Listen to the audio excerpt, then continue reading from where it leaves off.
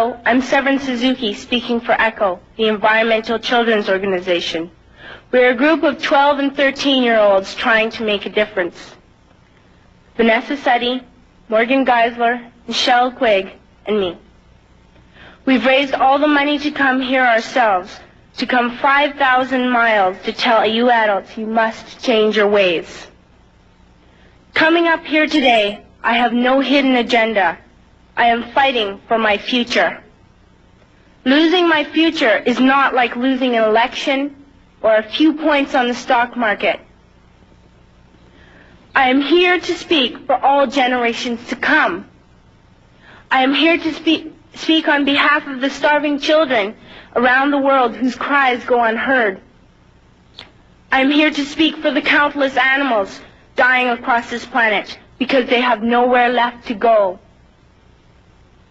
I am afraid to go out in the sun now because of the holes in our ozone. I am afraid to breathe the air because I don't know what chemicals are in it. I used to go fishing in Vancouver, my home, with my dad, until just a few years ago we found the fish full of cancers. And now we hear of animals and plants going extinct, every day vanishing forever. In my life, I have dreamt of seeing the great herds of wild animals, jungles and rainforests full of birds and butterflies. But now I wonder if they will even exist for my children to see. Did you have to worry of these things when you were my age? All this is happening before our eyes, and yet we act as if we have all the time we want and all the solutions. I'm only a child, and I don't have all the solutions. But I want you to realize, neither do you. You don't know how to fix the holes in our ozone layer. You don't know how to bring the salmon back up in a dead stream. You don't know how to bring back an animal now extinct. And you can't bring back the forest that once grew where there is now a desert. If you don't know how to fix it, please stop breaking it. Here, you may be delegates of your government, business people, organizers, reporters, or politicians, but really, your mothers and fathers, sisters and brothers, aunts and uncles, and all of you are someone's child. I'm only a child, yet I know we are all part of a family, 5 billion strong. In fact, 30 million species strong. And borders and governments will never change that.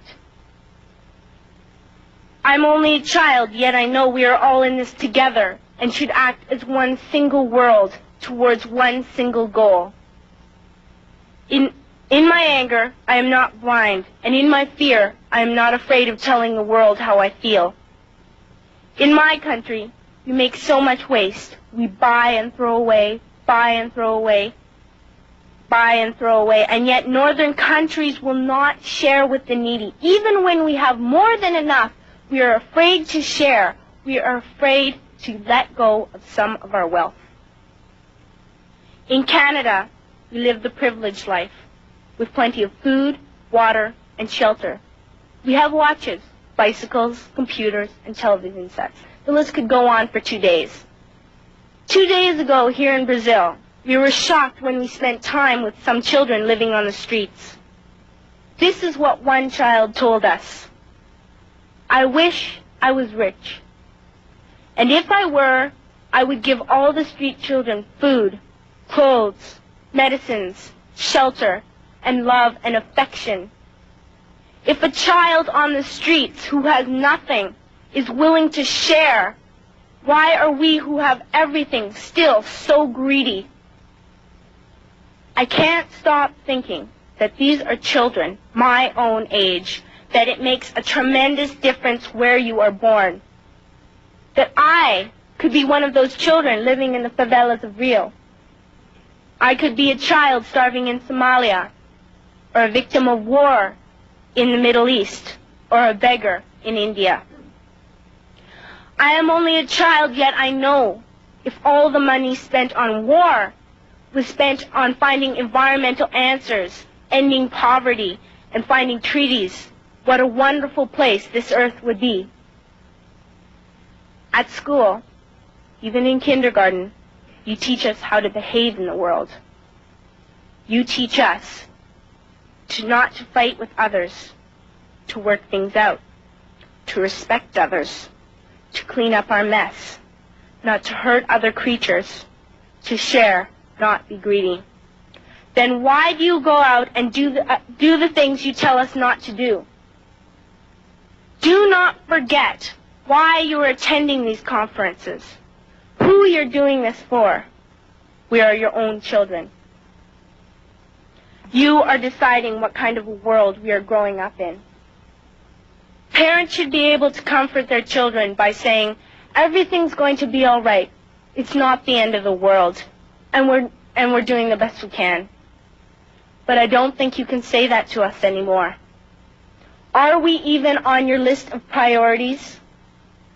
My dad always says, you are what you do, not what you say. Well, what you do makes me cry at night. You grown-ups say you love us, but I challenge you, please, make your actions reflect your words. Thank you.